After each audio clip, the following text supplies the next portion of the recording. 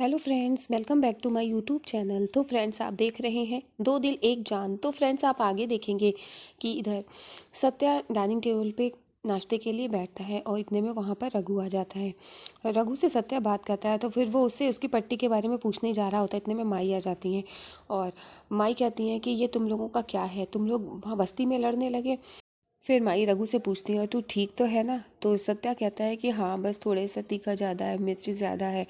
और फिर तो माई कहती हैं कि मैंने तुझसे नहीं पूछा, मैंने रघु से पूछा, मैं रघुनाथ से पूछ रही हूँ। तो फिर ये बात सत्या को बहुत बुरी लगती है। वो कहता है कि मुझे पता था। और फिर वो जो खाने की प्लेट उसके सामने रखी रह होती है तो उस प्लेट को वो कस के झटक देता है। और फिर दया माई कहती है, साहिब ये क्या तरीका है? और फिर इधर सत्या को बहुत गुस्सा आ जाता है और वो ये कहता है कि मैं पहले से ही जानता, यहाँ पर यही होता है और यहाँ पर जो बाहर वाला होता है उसको घर के बाहर फेंक दिया जाता है। और फिर इतना कहने के बाद सत्या वहाँ से निकल जाता है। दया माई वहाँ पर चुपचाप खड़ी रहती हैं। फिर इधर जैसे सत्या बाहर निकलता है, कुछ बच्चे बॉल खेल रहे होते हैं, वो सत्या के लगती आ करके उसको बहुत गुस्सा आती है। वो बॉल उठा लेता है और फिर वो बच्चों को डांटने जा रहा होता है। इतने में उसकी नज़र अंतरा पे पड़ जाती है। वो अंतरा को देखकर शांत हो जाता है और फिर अंतरा वहाँ पर रहती है, उसे पहले नहीं पता था। जैसे ही उसे पता चलता अंतरा वहाँ रहती है तो वो बच्चों को वहीं पर छोड़ के फिर वो अंतरा के घर जाता है। इधर अंतरा अपने घर पर होती है। वो सूट निकाल के अपने सूट के मैचिंग ईयरिंग देख रही होती है कि आज कौन से मैचिंग ईयरिंग पहनूं, कुछ समझ नहीं आता। वो और दूसरे बॉक्स से निकालती है पर उसे मैचिंग ईयरिंग नहीं समझ में आते। इतने में नॉक होता है दरवाजे पे। वो खोल कर देखती है तो बाहर साहब खड़े होते हैं। तो फिर वो चुप हो जाती है एकदम से। फिर सत्या आकर के जैसे ही अंतरा को देखता है मुस्कुराने लगता है। वो ये कहता है कि आपने उस दिन मेरी जान बचाई थी, इसलिए मैं आपको थैंक यू बोलने आया हूँ। तो अंतरा कहती है कि थैंक यू तो आपने उस दिन बोल दिया था। तो वो कहता है कि हाँ, लेकिन मैं उस दिन सही से आपसे बात नहीं कर पाया, मेरी बात पूरी नहीं हुई थी। इतने में आप वहाँ से गायब हो गई, पता नहीं कहाँ चली गई थी। और जब मैंने आज आपको बालकनी में खड़े देखा तो मैंने सोचा आज अपनी बात पूरी कर लेते हैं, इसलिए मैं यहाँ आ गया। तो फिर अंतरा कहती है कि तो आपने थैंक यू बोल तो दिया। फिर वो देखता है, कहता है मैं अंदर आ जाऊँ। और फिर वो अंदर आ जाता है। और फिर अंदर आने के बाद वो थोड़ा सा ऑकवर्ड सा फील करती है, लेकिन सत्य ज़बरदस्ती अंदर आ जाता है। और फिर वो इधर उधर देखता है और फिर वो देखता है कि अंतरा वहाँ पे सूट रखे होते हैं और मैचिंग इयरिंग्स वो बस चूज़ कर रही होती है। तो वो देखता है और फिर वो कहता है, अच्छा, मैं ये सब देख के समझ सकता हूँ कि आप शाम के लिए आप अपने लिए ड्रेस और मैचिंग इयरिंग सेलेक्ट कर रही हैं, मैं थोड़ी मदद कर सकता हूँ। तो वो कहती है कि ये लड़कियों की चॉइस है, आप नहीं समझ पाएंगे। तो फिर वो कहता है कि लड़कियों के बारे में ना पता हो ऐसा मत किस काम का। और फिर वो कहता है मैं चूज़ करने में आपकी हेल्प करता हूँ। और फिर वो खड़ा रहता है और फिर वो कहता है कि देखिए, मैं आपके लिए पहले सूट सेलेक्ट करता हूँ, कौन सा, ये वाला कि ये वाला। और फिर वो दोनों सूट देखता है और दोनों सूट को देखने के बाद वो सेलेक्ट करता है कि ये आप पर ये ब्लू वाला ज़्यादा अच्छा लगेगा, आप ये ब्लू वाला आज पहनिएगा। और फिर मैचिंग ईयरिंग्स, आप इसके मैचिंग ईयरिंग्स दिखाइए। तो फिर वो ईयरिंग्स निकालती है। तो फिर वो कहता है कि अच्छा, मैचिंग ईयरिंग्स मैं निकालता हूँ। और फिर उसमें से एक मैचिंग ईयरिंग्स निकालता है। वो कहता है ये वाला। फिर वो कहता है इसका दूसरा पेयर तो दिख ही नहीं रहा, दूसरा पेयर कहाँ है? तो वो इसका तो पैर ही नहीं मिल रहा है, फिर वो कहाँ चला गया? तो अंतरा कहती है वो कहीं खो गया। तो फिर वो कहता है अच्छा। तो फिर वो रख देता है। फिर वो कहता है कि आप यही वाला सूट आज शाम को पहनिएगा। अंतरा कुछ नहीं बोलती, वो चुपचाप खड़ी रहती है। सत्या कहता है कि ठीक है, मैं जानता नहीं था कि आप यहीं पर हो और रहती हो, तो फिर आज पता चल गया। और आज सुना है आज शाम को बहुत बड़ा फंक्शन होने वाला है। तो अंतरा कहती है हाँ, मैंने वहाँ पर लकी ड्रॉ रखा है, वहाँ पर मैं ही ऑर्गेनाइज़ कर रही हूँ। तो वो कहता है अच्छा, ये तो बहुत अच्छी बात है। और फिर वहाँ पे अंतरा और सत्या दोनों लोग खड़े होते हैं। सत्या अंतरा को देखकर काफ़ी खुश होता है। फिर वो कहता है आपने मेरा नाम नहीं पूछा, वो बताती सत्या। वो कहता है कि सिर्फ सत्या आप ही कह सकती हो। फिर वो चुप हो जाता है। फिर वो चला जाता है। अंतरा इधर मंदिर में आती है, माता रानी के दर्शन करती है और वहाँ पर हाथ जोड़ के खड़ी होती है। इतने में वहाँ पर रघु आ जाता है। रघु अंतरा को देखता है और फिर वो भी माता रानी के आगे हाथ जोड़ के खड़ा हो जाता है। अंतरा रघु से बहुत नाराज़ होती है, वो बिल्कुल भी बात नहीं करती। रघु अंतरा से बात करने की कोशिश करता है लेकिन अंतरा रघु से कोई बात नहीं करती, उस पर बहुत गुस्सा होती है और उसको सही से देखती भी नहीं है। फिर रघु अंतरा के पीछे जाता है। अंतरा पंडाल में काम कर रही होती है, वहाँ पर रंगोली भी बनाई हुई होती है। तो रघु कहता है कि तुम मुझसे बात क्यों नहीं कर रही हो? तो वो कहती है कि मुझे तुमसे कोई बात नहीं करनी है।